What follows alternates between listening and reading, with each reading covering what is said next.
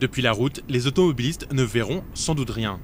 À part 3-4 malheureux plots et quelques pierres sur la bande d'arrêt d'urgence, rien ne saute aux yeux. Et pourtant, très tôt ce jeudi matin, plusieurs tonnes de roches se sont décrochées de la falaise.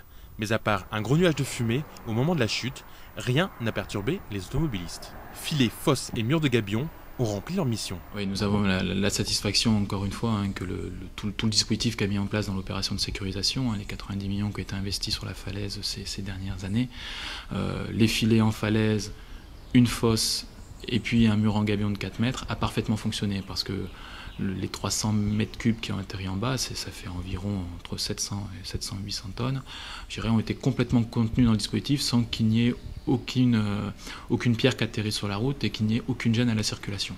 La seule gêne aujourd'hui, c'est que la bande d'arrêt d'urgence est neutralisée sur à peu près 20 mètres parce que une cage de gabion s'est éventrée et s'est déversé environ 100 à 150 kg de matériaux qui constituent le gabion.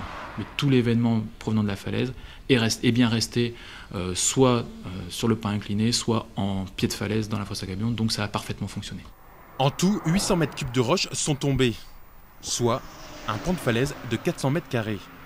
Et côté route, seul le mur de gabion, légèrement éventré, emporte donc les stigmates. Depuis la fin de la sécurisation, la pose des filets en 2007 et puis les gabions fin 2008, tout début 2009, c'est sûr que ce qu'on a constaté et ce qui est avéré, c'est qu'une diminution très importante du nombre de chutes de pierres, mais au-delà du nombre de chutes de pierres, c'est surtout le volume qui jusqu'alors pouvait atteindre les voies de circulation de la route du littoral. C'est-à-dire que nous ne subissons plus des événements qui existaient avant de plusieurs centaines de kilos, voire tonnes, qui existaient, n'y arrivent plus aujourd'hui. C'est-à-dire que ces événements sont contenus dans les dispositifs. Ce type d'événement, il y a 3 ans, aurait eu des conséquences beaucoup plus importantes. D'abord, aurait largement atteint les voies ouvertes à la circulation, côté mer et côté montagne, et aurait pu causer des dégâts et matériels et corporels.